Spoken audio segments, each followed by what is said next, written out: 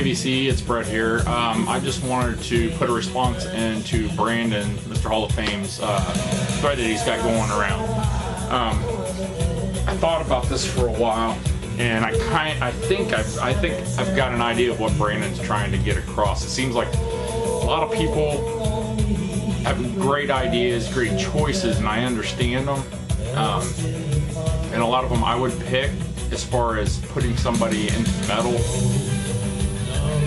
But I think in a way I'm kind of seeing Brandon's concern, the way he did his video is, yeah, it's getting them into metal, but to me, if you're going to lead somebody into metal, you got to make sure that they're used to like a hard rock before you start jumping them into metal. I see a lot of people showing Iron Maiden, great albums, love the albums, but to me, that's just a little harsh.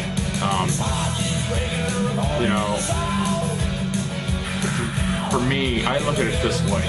If I was going to introduce my wife into something, what would I introduce her into? If I were to break her into an Iron Maiden album, she'd shut down automatically. I know she would. It would take building up to do. I'd have to think of some things. I guess that's the way I look. And this is meant as no offense to any ladies in BC, but metal is pushed towards the male genre.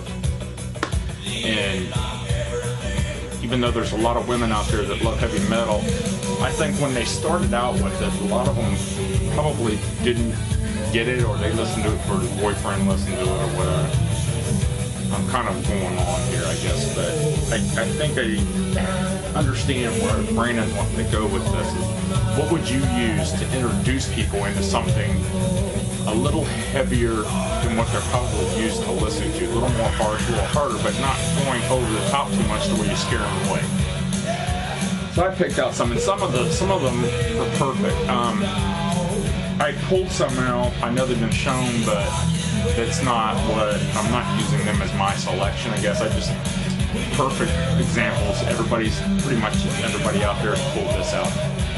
Back in Black. I mean, that's the perfect record as far as getting somebody over into a harder, faster, darker sounding music than what they probably were used to before.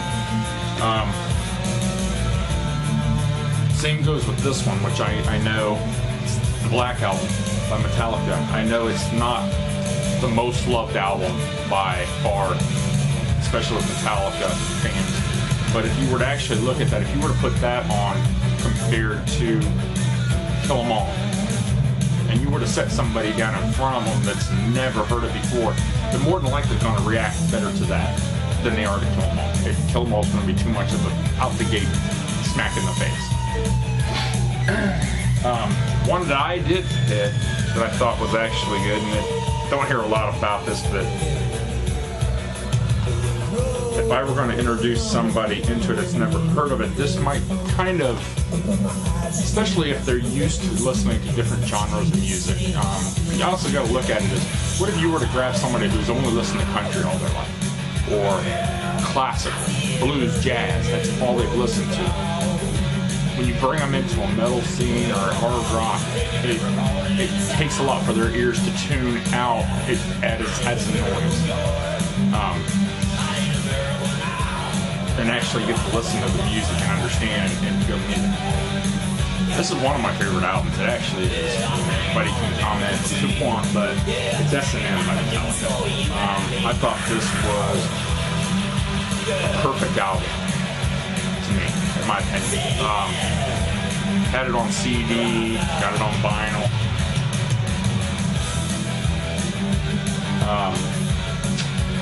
I thought this was a good experimental album in a way, even though they're playing a lot of the music they're known for. Throwing that orchestra in the back gave it a whole different atmosphere. And you know, I think more, especially metal bands or rock bands, that try to use an orchestra in the back. Because in some ways, when I compare the two, an orchestral mix of music and metal, they kind of go together if you really think about it. They both can get very fast. They both can get very dark, very deep. They can also come up fast and hard and smack you in the face. They're one and the same. It's just different instruments. It really is to think about.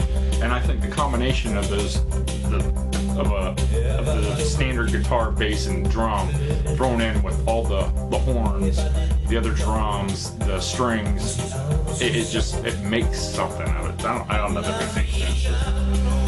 All right, so let me get on to a list. These are some albums that I think if I were going to show somebody, I was trying to get somebody into it, this is what I kind of picked. And I didn't pick the most popular albums either out of their catalogs, because some of that to me, I tried to pick ones where I knew the songs were going to be related to a little more. The first one I got is Theater Pain, Motley Crue. Not my favorite album, not by far, of theirs. But if I were to introduce somebody to it, would I introduce them to Shout at the Devil? Yeah, I don't know. It just depends on the person, I think. There's some other ones that I thought, and a lot of these are more in the heavy metal genre, or hard rock and heavy metal. Rat, Invasion of Your Privacy. Excellent album, good riffs. I think a lot of people could relate to that. Pull one from Ozzy. I know a lot of people pull Blizzard of Oz, and I would agree with Blizzard of Oz, but to me, the ultimate sin would be more easier on the ears for a lot of people. You know. Same with I got one here from Van Halen. Would I go with Van Halen 1? You could pretty much go with any of their catalog, in my opinion. But if I were really gonna do it and try to get somebody's attention, I think I'd have to go with 1984. Just because it pulls, and these were mainstream albums, and to me, they did their job. They did pull a lot of people over into a different genre and enjoy the music.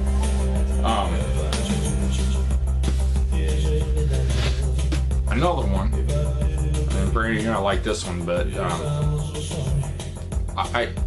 Hysteria. To me, Hysteria was already popped out. I mean, I love the album, but it was already, because it was in the mainstream. But if I were going to go something a little more edge, but not too far over, somebody just starting out would really be like, wow, I'd have to go with Pyromania. I mean, come on. The lineup on this album is awesome. I mean, it really is. To me, it was their merging around trying to find a niche, in my opinion, where they were going to stand. And that led into the Hysteria album, to me. So, I know this has been shown. This is a given one too. Appetite for Destruction. I mean, it's one of those where it's heavy and hard, but a person that's not used to listening to it would more than likely enjoy it. But the one I really picked out, and this would probably be my number one. I don't think I've seen this shown. Would be Love at First Sting. Scorpions. Ballads on here. You got Bad Boys Running Wild to Rocky Like a Hurricane, all the way to Still Loving You, which, that song to me really pulled the Scorpions over into a mainstream of people listening. Because of it being a power ballad like it was, and a strong one at that, a lot of people listen to it that would normally never listen to the Scorpions. But that's just my 2 cents. Comment below if you got any comments. I guess I don't have much else to say. Now I know, Brandon, this is for you. You wanted me to do a room tour. I'm gonna do one for you, and I may attach it to the end of this. Not a big room. I give you a little history on it. I moved by about 4 or 5 years now. Owned a house, doing really well, and my wife kind of come into an injury at her job, and she's to the point where she's almost disabled physically, her back. So it's been real hard, so we ended up giving up our house just to survive. Couldn't make ends meet. You know, I had kids to worry about. Most of my kids are out now, so we're basically in this. We're in a 2-bedroom apartment that's a slash condo. A friend of mine I work with, he owns it, and I rent from him, which is he's a great guy.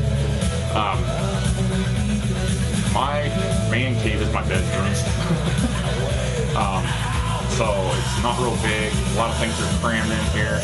I had to get rid of a lot of stuff when I moved. And I kept some of my, it was a real hard decision what I was going to do. So I'll do a short video and show you. But don't be too surprised. It's not that impressive. Later.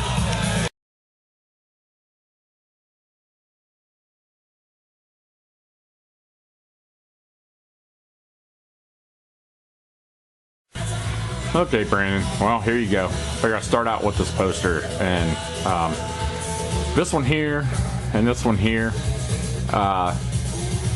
Behind those two is the mates that go with that one right there.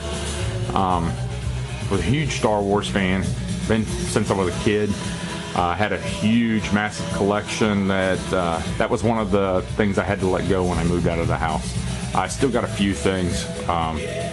They're just odds and ends, just for fun.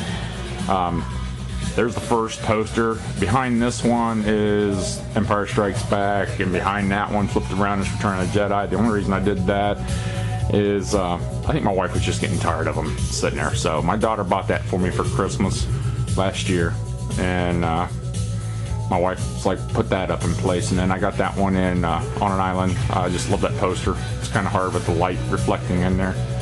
Let's see if I can, there you go. But that's a few of my remainder stuff's up here. A lot of that was just gifts to me for my wife and my kids. I kept those.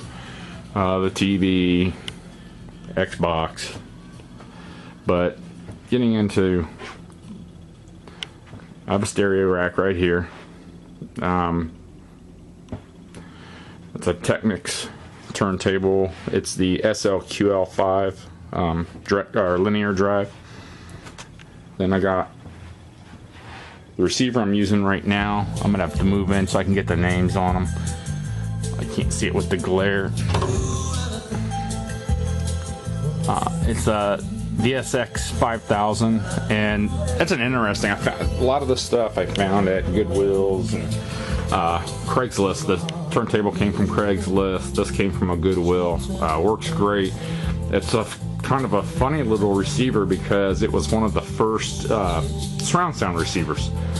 So there's actually pinouts in the back that you have to flip around in order to turn it to 2-speaker stereo, or you know, I don't know, 5-point. I think it was 5-point surround. My cassette deck and CD player. It's in let's see here. It's a CT. I think it's an S77W Pioneer dual cassette, and then down there it's an Onkyo, and you don't see a model number right on the front. R1 maybe. And then down on the bottom, that's a Wallensack. I don't remember the model number, but it's a top loader. Sounds really good. I just don't have any room for it. It's kind of just stuck down in there. Pay them back, and then there's my shells. And yes, those are some IKEAs. I don't have, those are actually 4 cubes stacked on top of each other because I didn't know how the room was going to lay out. I was going to try to put them all 4 down on the lower section, but you got to put the dressers and everything else in here. So up here, this was another Craigslist find. This thing is a mint, works great. It's a Sony, I can get it, what is that, HP 480. It is a, it's got a dual turntable on it. I don't know if I can lift up without knocking everything over, but it's got a changer built into it, and there's the speakers that go with it. They're just stacked up there. They're in mint condition. I got this off of Craigslist for free. It works beautifully. It has a tuner in it. Oh, there's some more of my junk. Those are actually models that I built. I was out for a few months a couple years ago with a broken ankle, and my wife had to do something to keep me busy, so she bought me some models and stuff, and I worked on those. Those are all hand painted. Over here's my baby. She's out of commission right now. I gotta get her sent out. I really don't want to do it myself. I think she's gonna need some recapping done. She works great. It's an SX1010 Pioneer. Sounds beautiful once it gets nice and warm, but after maybe about 45 minutes or so, can't remember now, one of the channels tends to go in and out. See, I can't remember if it's left or right, and it is missing one knob, so I'd like to send this out and get it repaired because it's gorgeous. It's in mint. It's another one I got off of Craigslist. And then up there's another Technics turntable. I don't know if it's gonna focus in or not. If I can look up here real quick, it's all 801, I think. And it's out of commission right now because the belt's stretched on it. So just kind of sitting up there waiting until I can get the time and the money to do it. There's the speakers, a couple JVCs. Yeah, they're stacked on top of each other, which I hate, but they work for what I need them for. And then that's a Sony reel-to-reel. It does work. It's just no place to put it, and I don't have a whole lot of reels. I picked it up real cheap, so you know, what can I say? Oh, there's my sealed copy of the Star Wars soundtrack in a frame, and that one up there is that's the single for the theme, plus it also has the Cantina Band song on the B-side. So those are just some. Those came out. Those I'd actually had when I had my collection of Star Wars stuff, and those actually are what got me more into, probably about 8 years ago, got me into the vinyl. And just so being that the vinyl is what stayed and the other stuff went, but like I said, I was able to keep some of the stuff. Those are just some empty trades. Got some 45s in a little box. Those were my mother's. A lot of old stuff. It's a little rough. And then that box here is my it's kind of like, I guess, like your metal box. I'd love to find one of those, but it's just easy access. It's all my Floyd. Everything's in there. Stuff underneath this cabinet I found at the Goodwill. That's all stuff that I'm just waiting on getting more bags for to get bagged up and put away. That's what's playing right now. It's Whiplash Smile. I got some books up in here too. Really cool stuff. That's about it. You wanted to see it. I told you it wasn't very impressive, but you know, you do what you got to do, I suppose.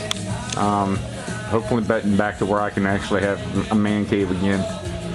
I did it once, but you know, sometimes you just make sacrifices.